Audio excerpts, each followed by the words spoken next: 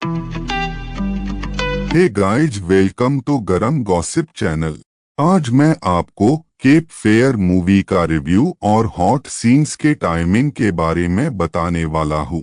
पहले आते हैं कास्ट लाइन के ऊपर, फिर हम बात करेंगे इस फिल्म के डिटेल्स पर। उसके बाद हम जाएंगे आपके पसंदीदा टॉपिक पे, जो है हॉट सीन्स के टाइमिंग के ऊपर। लास्ट में जाएंगे उसके स्टोरी लाइन के ऊपर। पहले हम जाएंगे उसके कास्ट लाइन के ऊपर। इस मूवी में जूलियट लेविस ने डैनी बोडेन का रोल प्ले किया है। अब हम आएंगे उसके डिटेल्स के ऊपर। ये मूवी रिलीज हुई थी 13 नवंबर 1991 में। ये आपको crime, drama, thriller style genre में मूवी देखने के लिए मिलेगी। अभी तो ये आपको इंग्लिश इस भाषा में आपको मिलेगी। अगर आपको देखना है मूवी को तो आपको जियो सिनेमा ओटीटी प्लेटफॉर्म पर देखने के लिए मिलेगी। इसकी IMDb रेटिंग है 7.3 में से। ये मूवी पूरी 2 घंटा 8 मिनट की है। अब आते हैं आपके पसंदीदार पड़ाव पर, वो है हॉट सीन्स के टाइमिंग के ऊपर। पहले आता है 13 मिनट 16 सेकंड पर जेसिका लांगे का एक पैशनेट पिटिंग सीन दिखाया गया है। उसके बाद 34 मिनट 40 सेकंड पर इलेयान हेसेलबर्ग का एक पैशनेट किसिंग सीन और पैशनेट पिटिंग सीन दिखाया गया है। उसके बाद 55 मिनट 44 सेकंड पर जूलियट लेविस का एक पैशनेट आउटफिट सीन दिखाया गया है। उसके बाद 1 घंटा 8 मिनट 17 सेकंड पर जूलियट लेविस का एक पैशनेट किसिंग सीन दिखाया गया है। आखिर में 1 घंटा 47 मिनट 30 सेकंड पर जेसिका लांगे का एक पैशनेट किसिंग सीन और पैशनेट पिटिंग सीन दिखाया गया है। अब जाते हैं आखिर पड़ाव पर, वो है वेब सीरीज की कहानी या स्टोरी लाइन इंग्लिश में। कैप फियर ये एक 1991 की अमेरिकन साइकोलॉजिकल फिल्म हमें दिखाई गई है। ये बहुत अच्छी तरीके से वेल प्लान्ड और एक अच्छी तरीके से डिस्ट्रीब्यूट की गई साइकोपैथ वाली ये फिल्म हमें इसका अब रिव्यू और उसके स्टोरी लाइन के बारे में बताने वाला हूँ।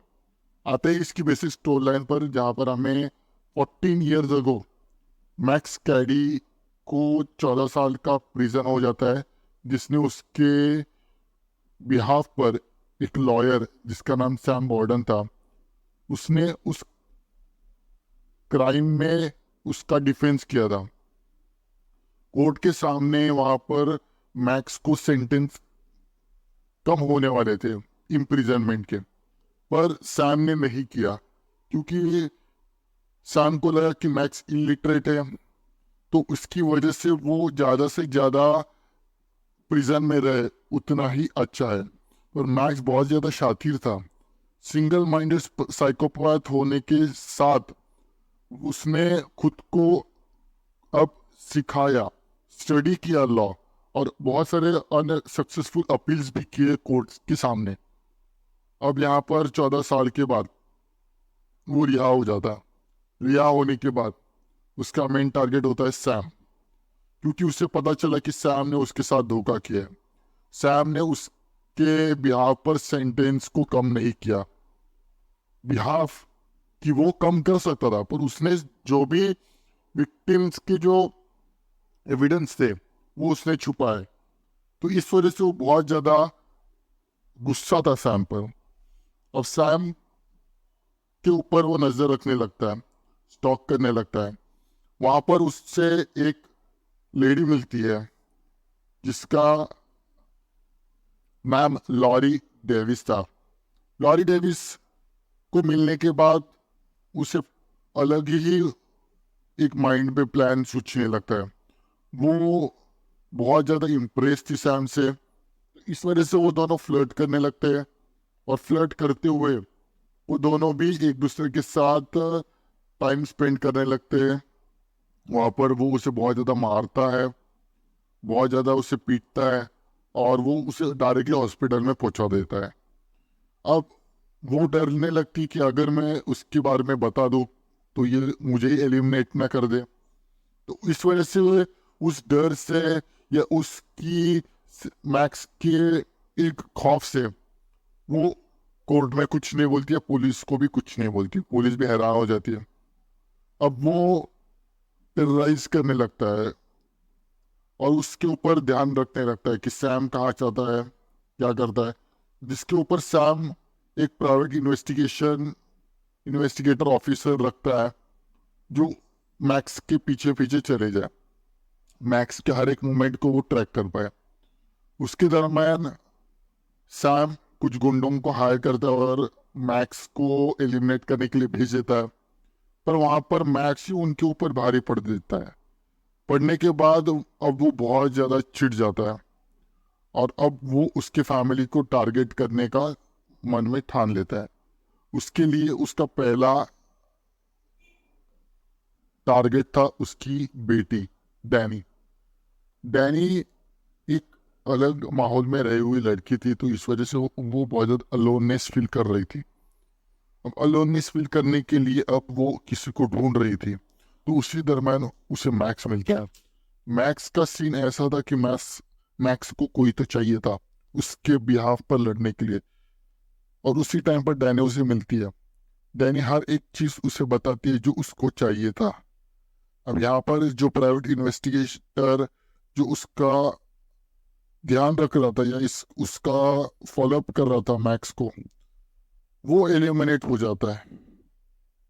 और एलिमिनेट होने के बाद अब सैम और उसकी फैमिली दौड़ने लगते हैं, कहीं तो छुपने के लिए वो राह ढूंढ रहे थे। तो इस वजह से वो एक खाली जगह पर उनके एक घर में जाकर छुपते हैं, जहाँ पर ढूंढते ढूंढते मैक्स को भी कुछ चीजों के बारे में पता लगता है। मैक्स अब यहाँ पर बहुत ज्यादा चिढ़ चुका था, क्योंकि वो अब उसे किसी भी हालत में सैम चाहिए था या उसकी फैमिली चाहिए थी। कोई भी मिल जाता तो उससे वो पहले एलिमिनेट करने वाला था। अब स्टोरी आगे बढ़ती जहाँ पर हमें पता चल जाता है कि कैसे सैम को पता चल जाता कि वो एक बोट पर रुके हुए थे। अब बोट पर रुके होने के बाद वो वहां पर आते हैं और उसकी बीवी को ट्रीट करने लगता है, जहाँ पर पहले ही सैम मैक्स सैम को पीट कर बेहोश कर चुका था। अब यहाँ पर एडवांटेज लेकर वो उसकी वाइफ को थ्रेटन करने लगता है। उसी टाइम पर उसकी जो बेटी है डैनी, वो उसकी हेल्प करके वहां पर उसे छुड़ाने में हेल्प करती है, जहाँ पर उनकी जो बोट थी वो क्रैश हो चुकी थी और बहुत बड़ा तूफान भी आ चुका था। उसी टाइम पर वो मौका पाकर सैम मैक्स को उस गहरे पानी में डाल देता है और वहां पर ही उसका भी एलिमिनेशन हो जाता है और उसकी फैमिली वहां से बचकर वहां से निकल आती है। और इसी मिक्स फीलिंग के साथ ये मूवी यहाँ पर खत्म हो जाती है। बाकी का जो भी कुछ है हमारे एआई आपको सब कुछ बता ही देगा। थैंक्स वीडियो पूरा देखने के लिए। Next hot and spicy video के लिए कल मिलते हैं, same time same channel but different subject के साथ। तब तक के लिए good bye and take care.